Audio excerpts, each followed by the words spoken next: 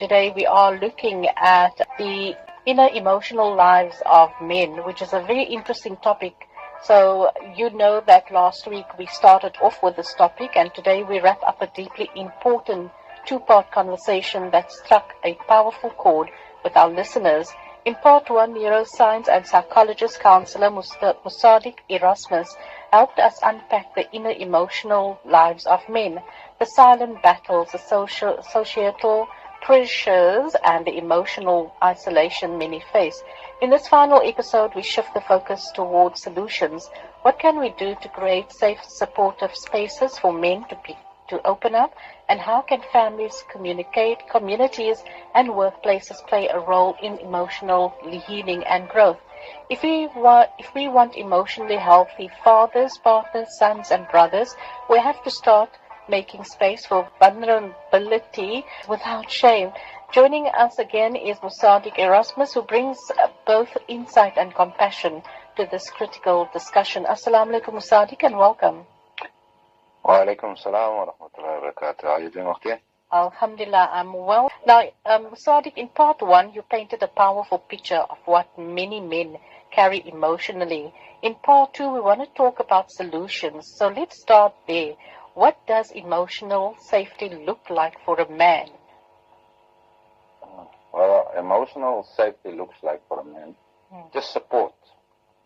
And when we speak about men and support, it's not the same support that when we're speaking about a woman's support. Healthy men support means we don't need people to feel sorry for us. That's number one. Number two, we don't need the safe space that women need. You know, the caring, the hugging, and all of those things. No, we need that support, that brotherly love, that healthy support that makes us want to get up and go. That's the type, the vibrant support. That's the type that real men want. We want to feel alive. Sometimes we feel that we've lost the plot. Sometimes we feel that we've lost a part of ourselves. And the healthy support that's around us reminds us of who we were, what we're capable of, and what we can achieve. So that's a more holistic, positive outlook, especially when it comes to men's support. The difference between women and men. Women, when they are speaking, they're bonding. Men, we don't bond. We exchange information. We exchange information in the sense that, okay, if I'm telling you, okay, I want to make money. And then you listen to my story and you tell me, you know what, I tried that, but that's actually the longest route to get there. Here's the easier route, just do X, Y, and Z. This is how we exchange, because now we're exchanging tools. Correct. Because once we have the proper tools, then we know what to do as we go along. And that's important for men, because that's the support that we're seeking. We don't need you to do it for us. We want to do it ourselves, but we also need that guidance. And as we're following suit, and the guidance is solid, the guidance is healthy, with good people around us, then we'll flourish as men. So when it comes to the house, when it comes to the home, the support there is extremely important, especially when it comes to things like being seen. And a man, real men, I'm not talking about the narcissistic type of men that wants to be seen and heard and felt like women. No, I'm speaking about real men. How we are seen is we are respected in our rights. How we are seen, we are appreciated for what we are doing. And that doesn't always come with a thank you. We don't always need a thank you because we have a purpose. And healthy men, the real men, their purpose is to serve the family, naturally. Oh, certainly. Well, Sadiq, if I can just come in here and I just want to go a little bit back. Do you think that the reason that men don't really show their emotions is perhaps the way that the parents brought them up by saying, and I mean this happens a lot in most probably every community, a man should not cry. Crying is a sign of weakness. You should be strong. So even if that person has lost someone, whether it is his wife, child, mother, father, brother or sister, they can't cry because they're going to be seen as weak. In my eyes, that's actually being seen as being strong. Well, again, Islam, reverting back to Islam, when we speak about natural way, Islam is always to do with the natural way. Correct. Allah subhanahu wa ta'ala spoke about crying in Quran, one of the verses. Allah subhanahu wa ta'ala said in Surah Maryam 58, verse 58, verily when Allah subhanahu wa ta'ala revealed the verses, the Nabis, what happened? They prostrated and they wept. Correct. Now when we know about historical facts about the Nabis that has come, the prophets that has come, we don't see them as weak men, we see them as powerful leaders because they led nations. Correct. With religion. Right? So there in its accord, again, we have misinformation. So if I had to ask you what is the purpose of tears, what would you say? It's a sign What's of the purpose? Showing emotion, showing your Yes. sadness. Expression. Yes. And a release of pain. Correct. And cleaning the eye. Yes. And a release of pain. Right? So, again, in my self-mastery book, The Next Level, I explain this. What is the miraculous version of tears? Why tears are there? Number one, we need to express our emotions. That's one way that we do it naturally. And both men and women cry. Again, healthy crying. I'm not talking about crying over every little thing that happens to you in your life. Correct. You understand? That's unhealthy. I'm talking about the natural way. And men in Islam, we know that the Rasul Sallallahu Alaihi Wasallam wept. We know that Umar al-Khattab radiallahu anhu wept. We know that these powerful men, they wept. Correct. And this never spoke about weakness. There was no weakness when it came to weeping. There is no weakness when your mother has gone from the face of the planet and you are not going to see her anytime soon. Allah has taken back His gift that He has loaned to you and you weep. No, that's an expression of loss. You understand? Correct. And again, we need to, again, go back to basics. Because we have forgotten these things. And when it comes to expressing one's emotions, there's a healthy way and an unhealthy way of expressing emotion. Right? Pain gets released through tears. And one should release it. Because when you bottle that up inside yourself, ask me as a neuroscientist, there's miraculous ways how that surfaces in other places. Correct. So you'll go to the doctor consistently for this ailment, and there's nothing coming up on the scans. There is no evidence that you have this ailment, but it's going to show up in another place because that's how the body is trying to tell you, help us fix this. You understand? Correct. Absolutely. Musaddiq, do you think our parents of now, the parents of this new generation that we are in, the Gen Z, the millennials, do you think it is important for mothers to express to their boys that it is okay to cry, that you can cry, you're allowed to cry? No one must ever tell you that you are being weak if you cry, because it's not a sign of weakness. Okay. Can I just step in here for a second? Sure. I suggest that it's the fathers that teach them this. Again, right? Okay. We don't want a mommy's boy. Yeah. Because this is why I said a healthy balance to a family unit is both parents. Both parents for a reason. Mom is the compassionate one. Mom is the one who is feeling. Mom is always feely, whatever. But dad is also going to teach you how to be structured. Okay? This is where you express yourself. This is how you express yourself. But these situations, you don't express yourself. Correct. You understand? There's places where you express yourself, and there's places where you shouldn't express yourself. For instance, I give you an example. When my daughters tell me that something happened at school, and they want to express themselves, but I give them a different perspective on certain situations. I will say, that's not a situation where you're supposed to be crying. Do you know what's the situation? Yes. Tell me what's the situation. It's X, Y, and Z. So I ask you, is that a situation where you need to cry? No. I say, this is what it is. If somebody's a meanie, they're a meanie. It teaches us that we are not supposed to be so mean. Right? Correct. So when you see somebody being mean, it doesn't mean you have to follow suit. This is where you practice a strength. Correct. You understand? So there is different places and situations where you need to express yourself. So when it comes to these things, maybe daddy is a bit of a, as they say in today's world, he's a bit hard-headed, he's solid like a rock, then at least there's an uncle, inshallah, in the family that can teach the child how to express themselves in a healthy way, and when not to express themselves. You understand? Most certainly.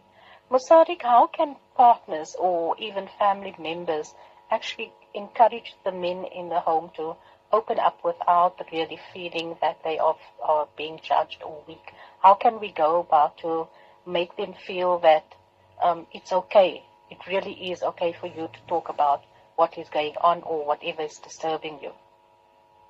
Okay. The truth of the matter is extremely easy and very simple. Listen. That's all. Just listen. When somebody, again, men we stonewall, again like we spoke last week, men we stonewall when we expressing ourselves or we are relating something to you and we see that your conversation or your agenda is more important than what we have to say. Right?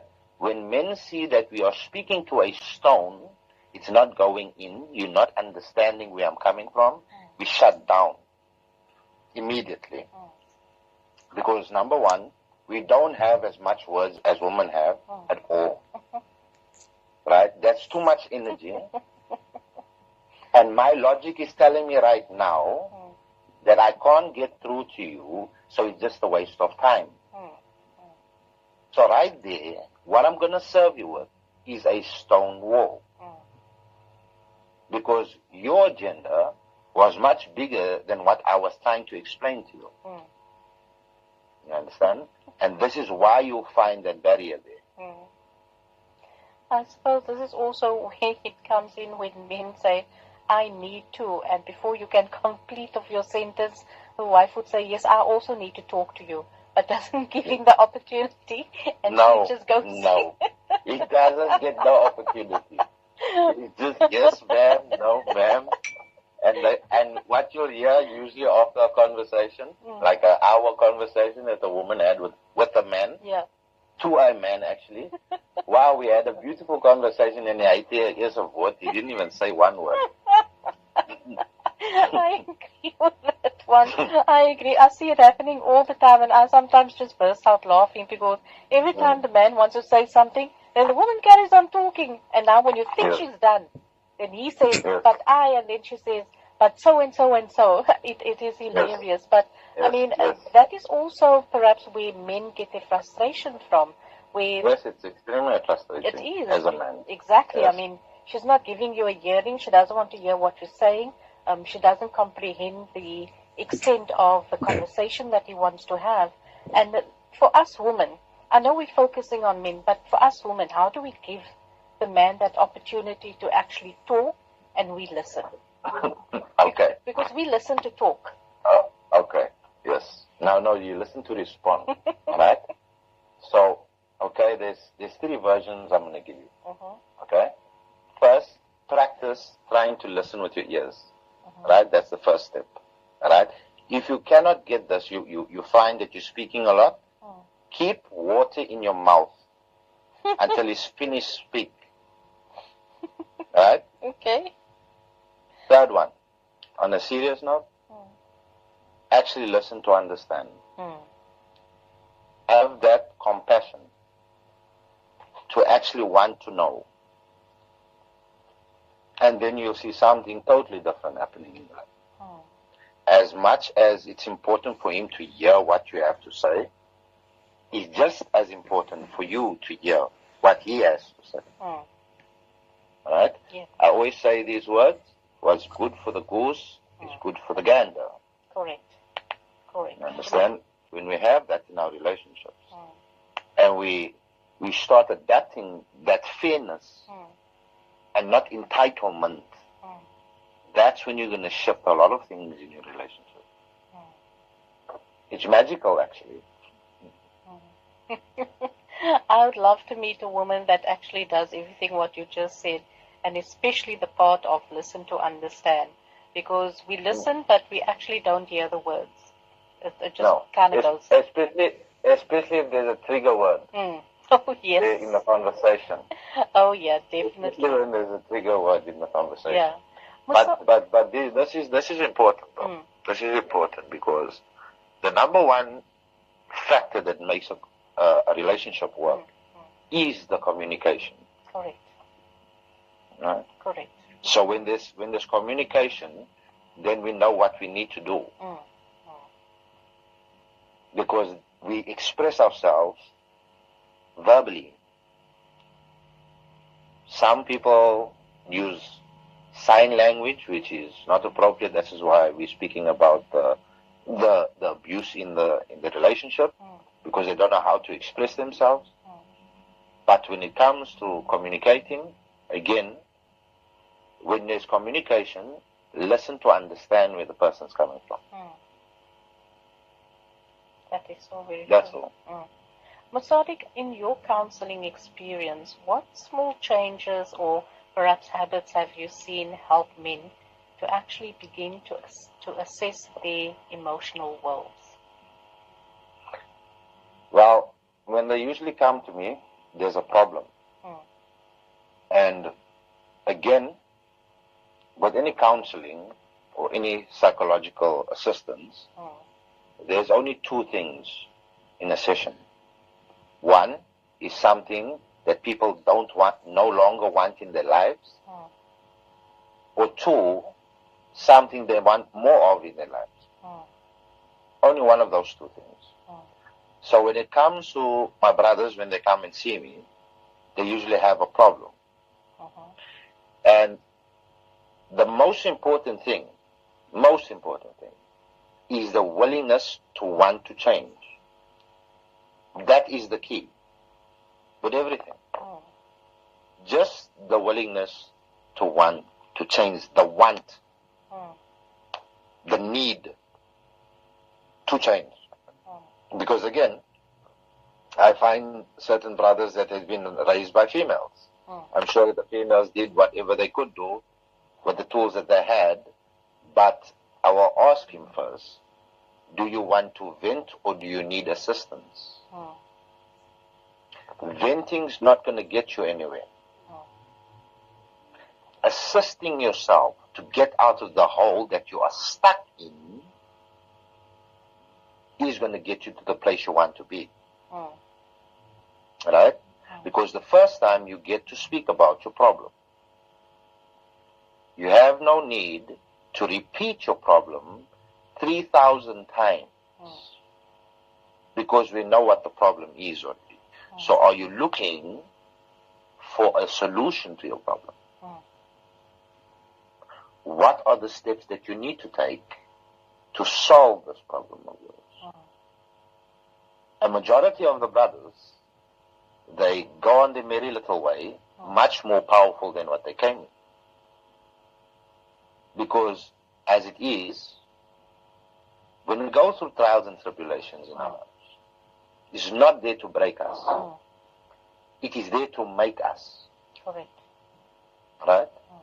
Because as far as we have traveled so far in our lives, when we look back, and all the trials and tribulations, and all those tests that we went through, and we have overcome, we have found a strength within ourselves that we never had before.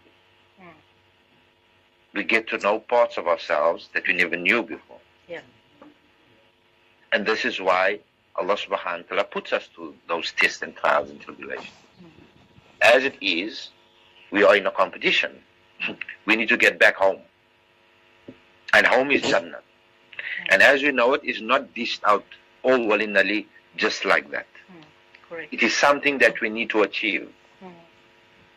And all of us know, again, we have this saying, when people's lives go very smoothly, and you'll find there's love in paradise over there, and then there's hell in paradise over there, and you'll hear sayings like, ha, lekker lieve pla vir haar, which means she created a whole lot of animosity, she created a whole lot of things that didn't need to be there, because she had a peaceful life.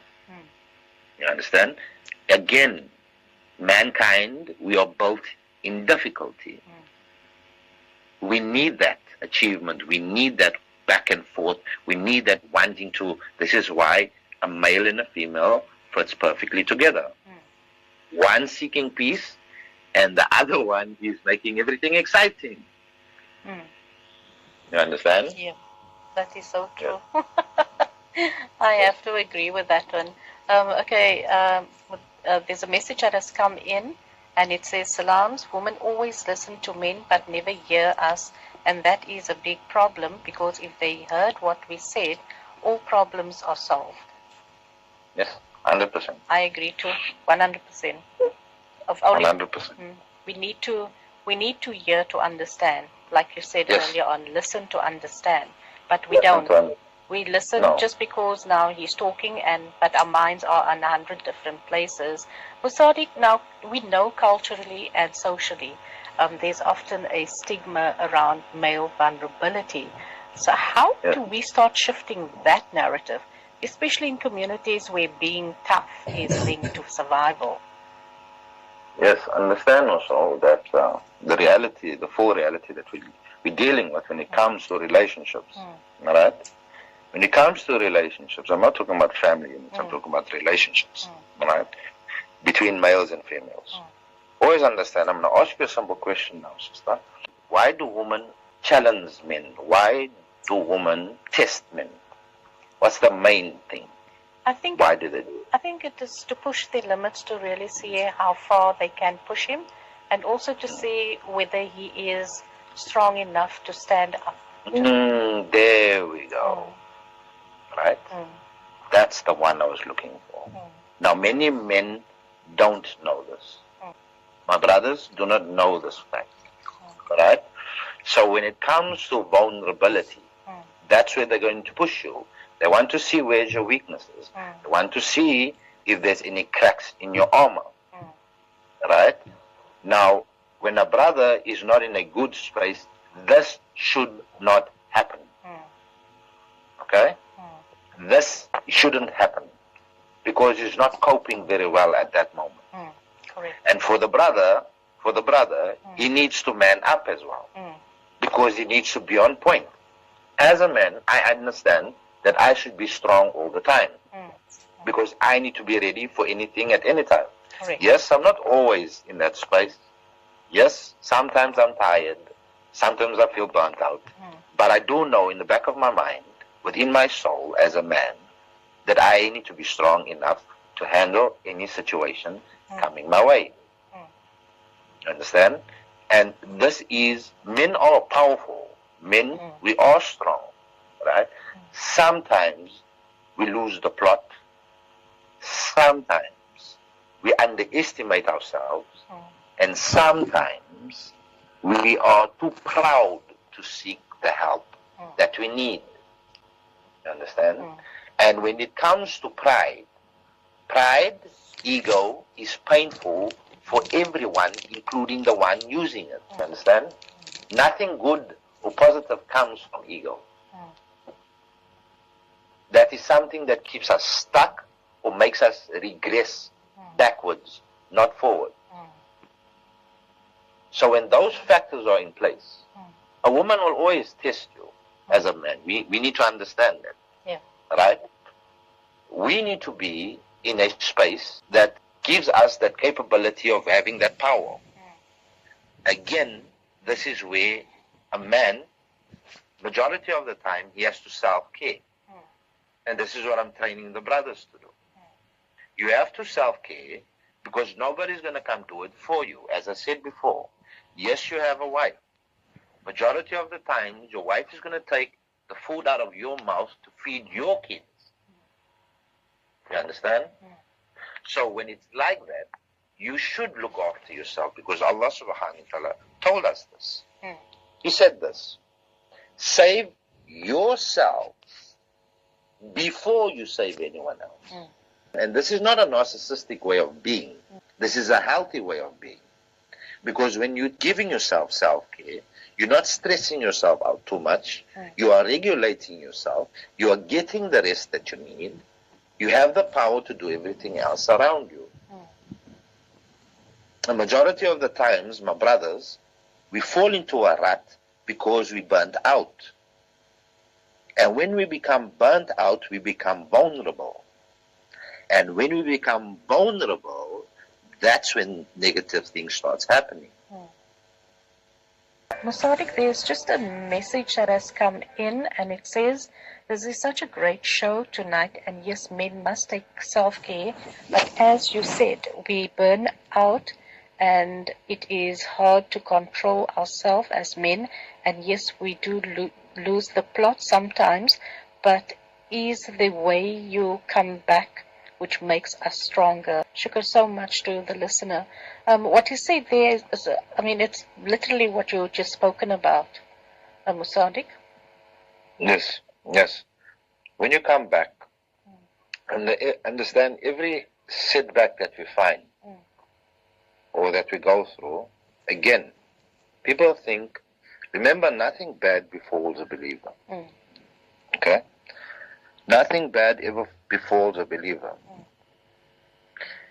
When it comes to trials and tribulations, at that time, we feel as if there is no light at the end of this tunnel. It feels, remember, this is just feelings. There's a difference between feelings and reality. Alright? How many times did we ever go through musibas, test, trials and tribulations, and came out alive on the other side where we truly believe that we're not going to make it? Right?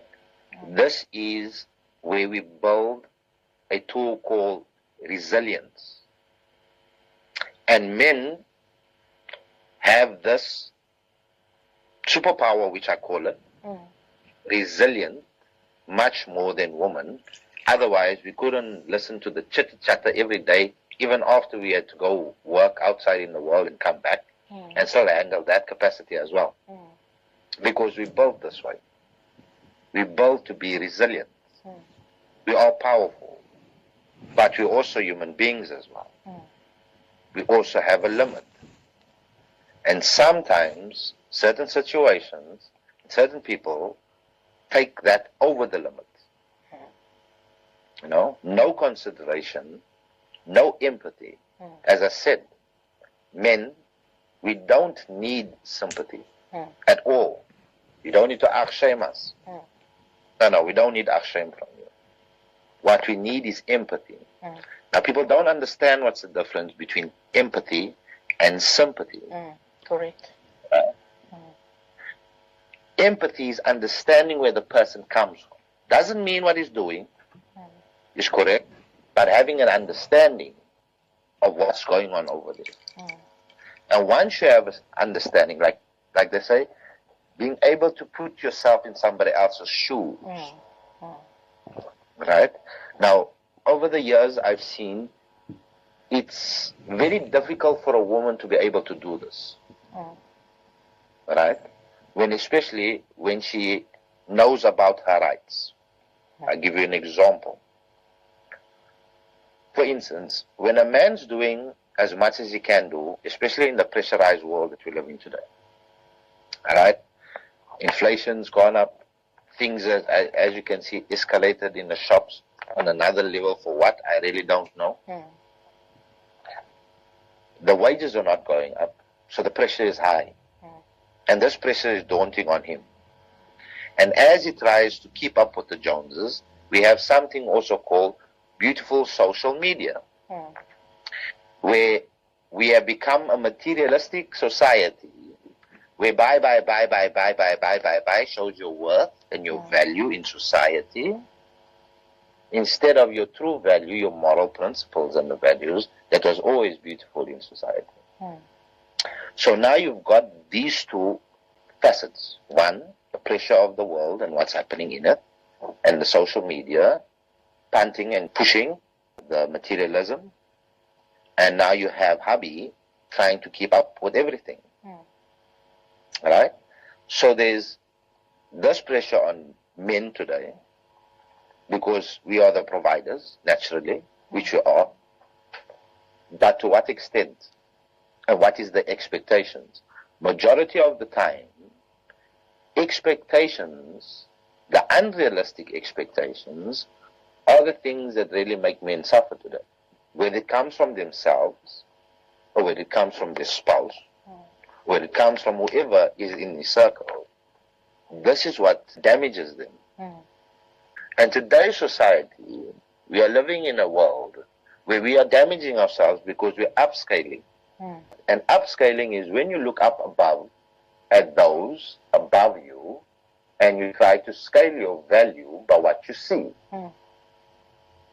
And this is damaging every single human being on the face of the planet. Because upscaling is not realistic. Because there is 1 billionaire. Right? In a bunch of billionaires, there's a very poor man, a pauper amongst billionaires. He only got 1 billion.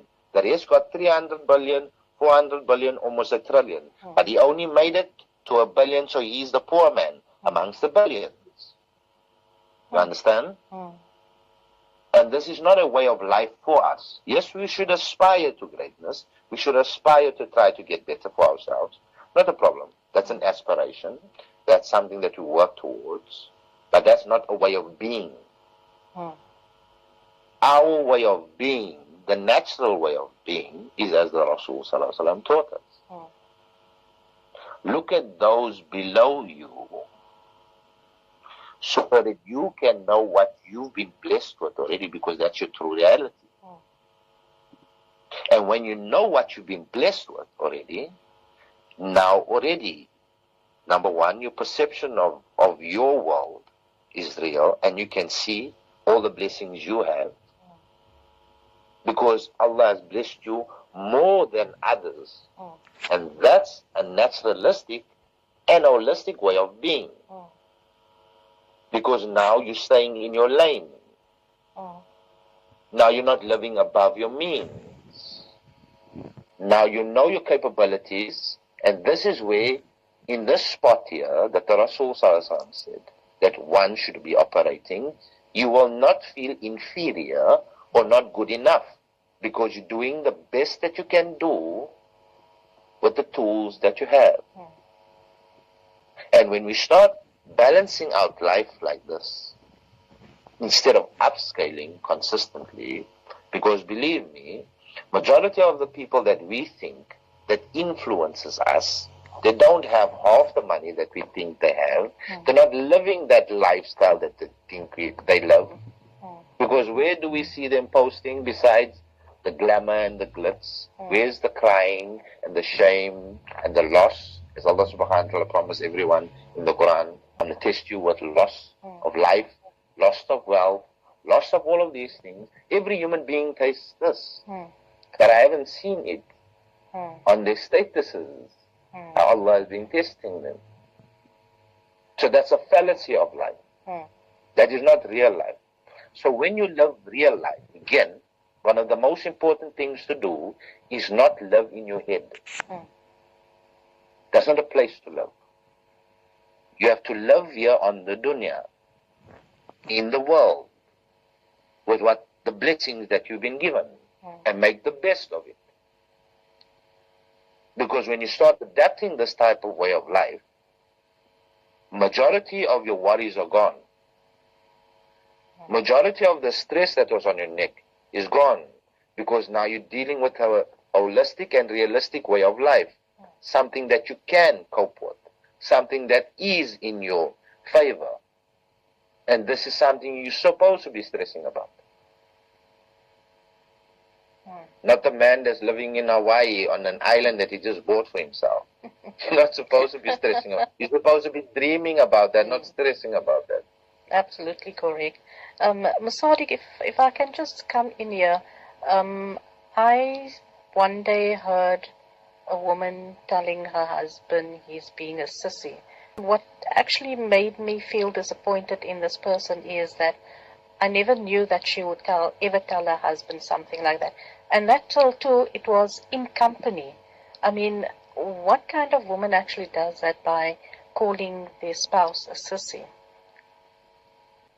As I said, how are men supported? With respect. You understand? That's all that we're looking for. Is you respecting us. And I'm not saying respect, I'm your boss. No. Respect.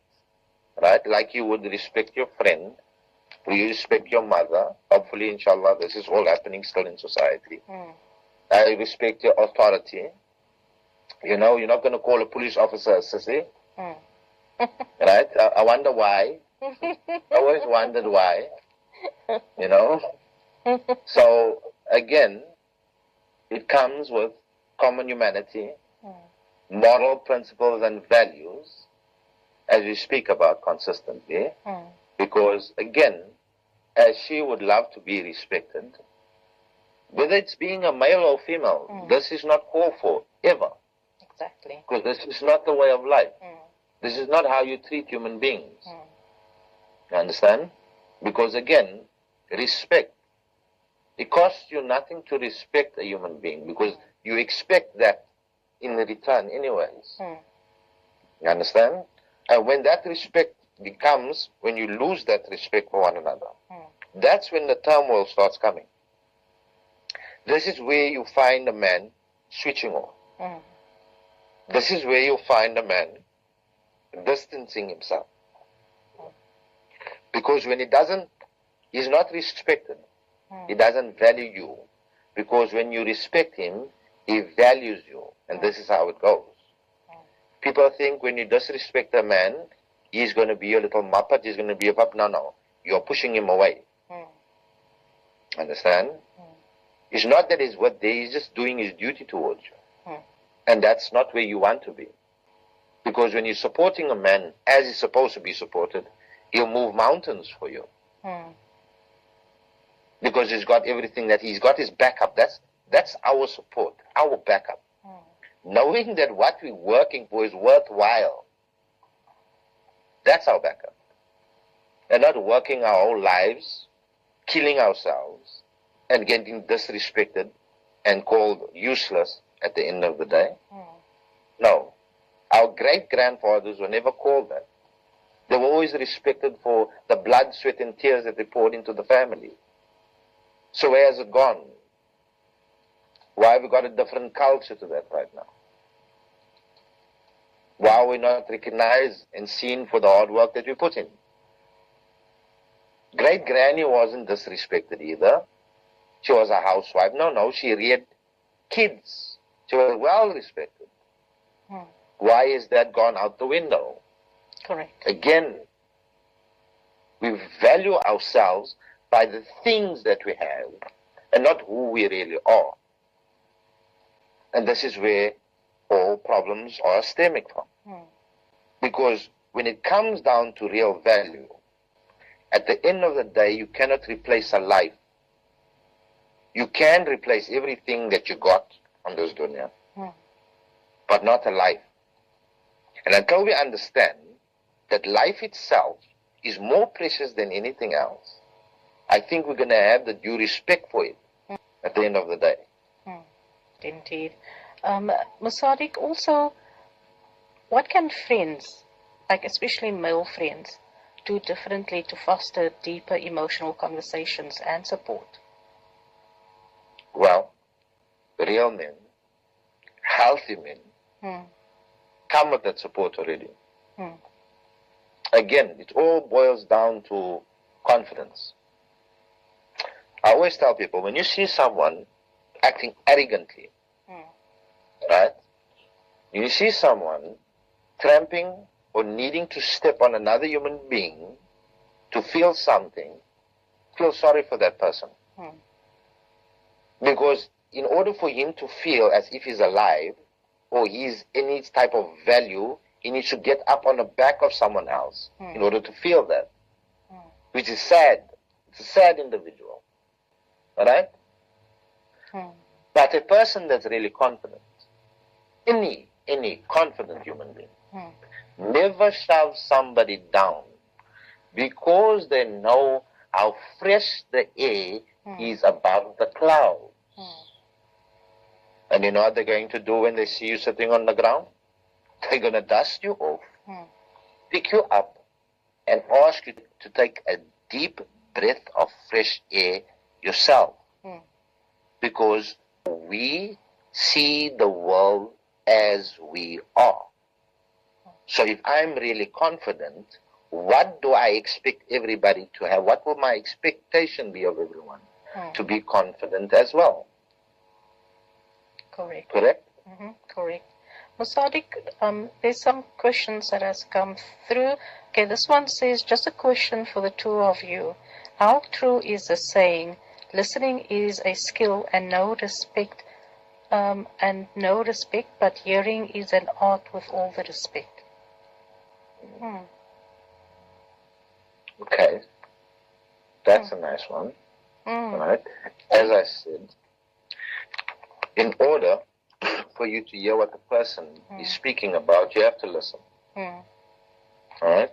Because you need to take in the information, which means you have to be present. When you're just hearing what the people are saying, it's noise. I'm hearing something in the background. People say this. I'm hearing something in the background. Oh, yeah. Right? That's hearing. Alright? You're just picking up sound. Hearing. When you are listening, you are trying to take in the information. Alright? The majority of the times, when we speak, we're only going to hear the things that we know already. Alright? So if somebody's speaking consistently, he's only going to get the information that he has already. But when you're listening, you're going to take in more information than what you had before. So listening is a skill that everybody should have. But very few of them do. No. Another comment that came in is Assalamu alaikum wa rahmatullahi wa barakatuh. I really like his talks. He needs to educate our people. The other one says, just loved what you said about the air and that is true because my mother drilled that into me. This one says, Assalamu alaikum, what Musadik was saying about listening to men. However, why do narcissistic men want to speak about themselves then? Narcissistic males and females, the most important subject matter in the whole entire dunya is themselves. Right? And this is not something very healthy. This is actually a default and a defect. Alright? Again, because that's not the real confidence. Confidence, there's a difference between ego and confidence. Ego is always loud, consistently loud. Egotistical people are consistently loud, always making a noise. Confidence is silent. Because a person that's confident don't need to prove anything to no one. And he's always comfortable in his own skin, and he's always comfortable in any situation. Because confidence is silence. Ego is loud. And again, when we're speaking about narcissism, first and foremost, let's take this home with us. When I studied narcissism, I found it in myself. I was a narcissist, or I had narcissistic traits myself. What do you think was the number one thing that I saw in narcissism that I had within myself, sister? What do you think was a narcissistic trait that I had within myself? Speak about you? Nope. Although that doesn't sound like something you would do. Right. I found that I was ungrateful. Doesn't come across though. No. I'm a practitioner. I'm a practitioner of gratitude, and wallahi, sister, I still find myself being ungrateful. Right? When Allah subhanahu wa ta'ala says that verily mankind is ever so ungrateful, Allah never lied. And when I studied this, the number one trait of a narcissist is being an ingrate, because they're entitled to, and the whole world owes them something. Right? So we all, by not practicing gratitude, but not being really grateful for things, that's one of the traits of a narcissist. And another big trait of a narcissist, many of my sisters should take this home, because there have been studies, right? Studies have been shown, like when I did the dark traits of human beings. So two of the dark traits that I covered was narcissism and being a psycho. And they had 128 countries that they did the study over. And what they found in the ratio, psychotic people were mostly males. It was a ratio of 75%, and the rest was females across these countries. But when it came to narcissistic tendencies and narcissism, the ratio, it went up to a 75% being women and the rest being males. And this was very profound for me, because I was thinking, why are we not looking at that? And the sisters will always say, my husband's a narcissist. My husband's a narcissist. My husband's a narcissist. One of the traits of a narcissist is something's wrong with them and I am perfect. Right? Yeah. So Islam is a religion that tells us when we find something, we don't point to people. This is what I did. When I studied narcissism, who was the first person I looked at? Myself. Right? Correct. Have I got these traits within me? How many of these traits have I got in me, and what should I be changing? Right? Because again, the Rasul sallallahu alaihi wasallam told our beautiful sisters that majority of the inhabitants of the Jahannam is women. And the sisters at the time were distorted. What did they do? Were they murderers? Did they do this? Did they steal? What did they do? What were the crimes? And the only thing the Rasul sallallahu alaihi wasallam said, that verily they were ungrateful to their husbands. Imagine that. Again, gratitude. Gratitude is a huge thing. Not in my sight, in the eyes of Allah subhanahu wa ta'ala. Because Allah says, verily, if you are grateful, I will give you more. But verily, if you are ungrateful, my punishment is severe. And nobody is free from this. Nobody is free from this. And we still find ourselves living in a narcissistic society. We're becoming selfish. We're becoming cold. My things are my things. I don't want to share. And now the other day, I spoke to my daughters and I asked them, why is Islam one of the greatest religions on the face of the planet? And they said that because we give so much. We're always giving people. We're giving the poor. We're giving this. We're giving one another. And this is a trait that all human beings are supposed to have, because it's called common humanity. Where we actually care for one another. They really care for one another. And once we bring that back, then this thing of ours that's starting to erupt, where we have distrust in one another, it will disappear. But until that time, when we don't do any physical change, where we just want what we want, and we don't care about others, this is why we're discussing men's emotions, because that was something that was always overlooked. Definitely. Sadiq, our time has come to an end, but just very quickly, messages that has come through. It says, Shukran so much for this talk show tonight. I really appreciated it and enjoyed every minute of it. Shukran once again. Had to send this before the talk show ended. Shukran so much to that listener. And then the other one says, perfect explanation about narcissism. Shukran Musadik, you said it loud and clear. That being said about gratitude is so stark in the characteristics of such people. Subhanallah. Shukran so much to our listeners for all the messages that came in. Musadik, Jazakallah khair for joining us this evening. Even I have learned quite a lot on this program this evening, and a lot of the advice that you've given is things that I've written down and things that I will really look at and try to maybe perhaps find out whether I do have narcissistic traits, because I don't know. But it's definitely something that I will think about. Jazakallah khair so much. Musadik, it really has been a pleasure. Until we speak again, Assalamu alaikum. Wa alaikum salam wa rahmatullahi